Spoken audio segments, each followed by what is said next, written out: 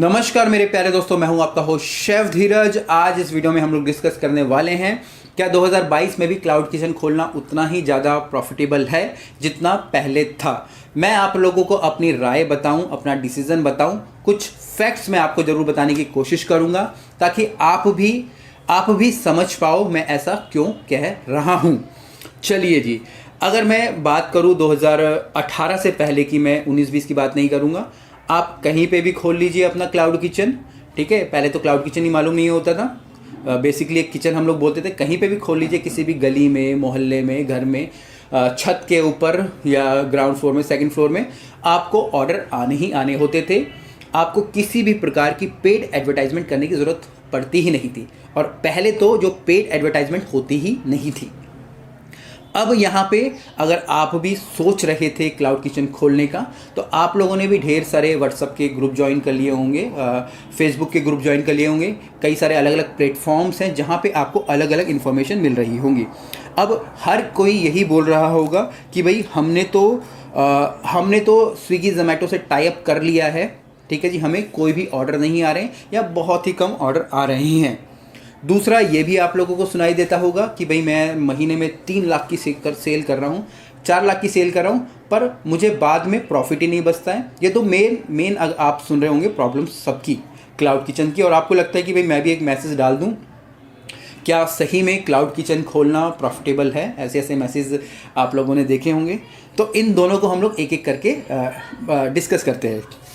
पहला मैं बोलता हूँ कि हमें ऑर्डर नहीं आ रहे हैं। अब मार्केट के अंदर इतने सारे क्लाउड किचन हो चुके हैं, ठीक है जी, क्योंकि क्लाउड किचन खोलने के लिए ज़्यादा तो कुछ लगता नहीं है। आप एक फसाई लाइसेंस ले लीजिए, थोड़े से डॉक्यूमेंटेशन कर लीजिए और आप रजिस्टर हो जाते हो स्विगी जोमेटो पे।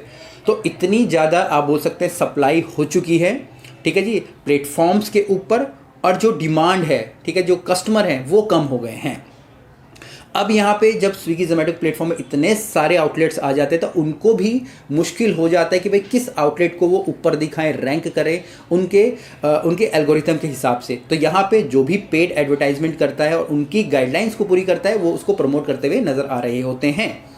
दूसरा, यहाँ पे जब बहुत ज़्यादा आउटलेट्स हो जा रहे हैं तो आप बोल सकते हैं बहुत ज़्यादा कंपटीशन बढ़ जा रहा है, बहुत सारी चीज़ें हो जा रही हैं। और अगर मान लीजिए पहले 10 क्लाउड किचन होते थे और 100 कस्टमर होते थे तो हर किसी के पास 10-10 ऑर्डर चले जाते थे। अब यहाँ पे 100 क्लाउड किचन हो गए हैं और 100 ही कस्टमर हैं, ठीक है जी। तो आप देखेंगे तो हर किसी के पास 1 या 2 ही आएगा, या और किसी के पास तो आएगा ही नहीं।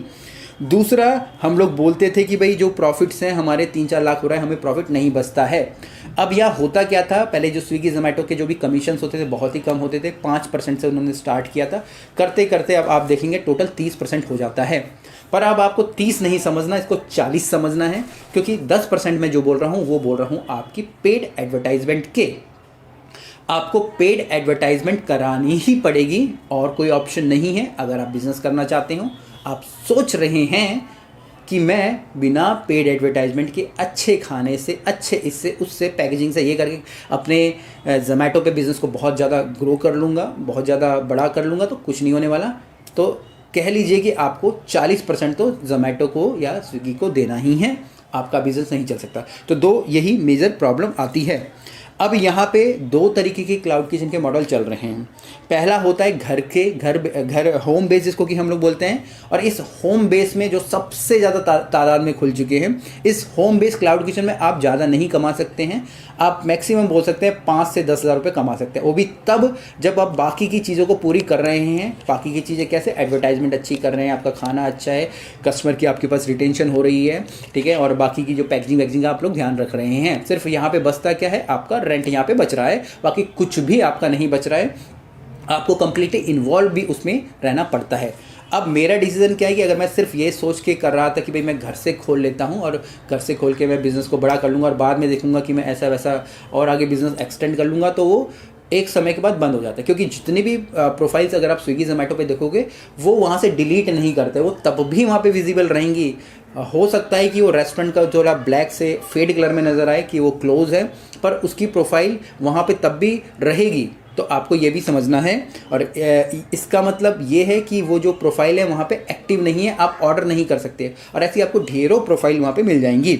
अब मैं क्या बोलता हूँ कि अगर आप करना चाहते हैं तो आप एक अच्छे बजट के साथ मतलब कि एक सही पैसे के साथ ओपन में कीजिए। ओपन में करने का मतलब ये नहीं है कि मैं आपको बोलूँगा एक फाइन डाइन रेस्टोरेंट खोलें। आप छोटा सा एक QSR जैसा model, QSR plus cloud kitchen का मॉडल को अपनाइए, जहाँ पे आप स्विगी जोमेटो के साथ तो काम कर ही रहे हैं, बाकी आप काम कर रहे हैं अपने उन कस्टमर के लिए जो कि आपके पास आके वहाँ पे खाना खा सकते हैं या आपके वहाँ से खाना लेके जा सकते हैं।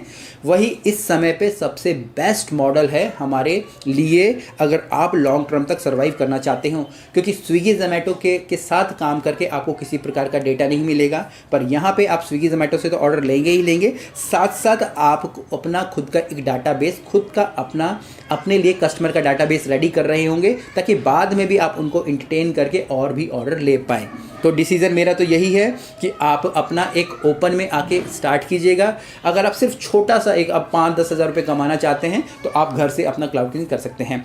हमारे भी प्रोग्राम्स होते हैं, मेरे मेंटरशिप के प्रोग्राम्स होते हैं, क्लाउड किचन के कोर्सेज होते हैं जिनको कि आप ले सकते हैं। अगर स्पेशली अगर कोई घर से ही करना चाहता है तो हमारे एक छोटा सा प्रोग्राम है जिसको कि हम लोग क्लाउड किचन लॉटरी कोर्स बोलते हैं, वीडियो बेस्ड कोर्स होता है। आप ये लोग एनरोल कर सकते हैं और सीख सकते हैं। और इस कोर्स को लेने के बाद अगर आप घर से चालू कर रहे हैं तो आपको कोई भी डिफिकल्टी नहीं होने वाली है। ईजिली कैसे टाई अप्स होते हैं, इक्विपमेंट क्लीनिंग वगैरह के बारे में आपको सारा का सारा पता चल जाएगा और आप इजीली स्टार्ट कर पाएंगे। बाकी जो मेंटरशिप के प्रोग्राम है, जो अच्छी इन्वेस्टमेंट करना चाहते हैं, क्योंकि जो भी इन्वेस्टमेंट करेंगे वो काफ़ी सारी ही होने वाली है, 8-10 लाख से ऊपर ही होगी।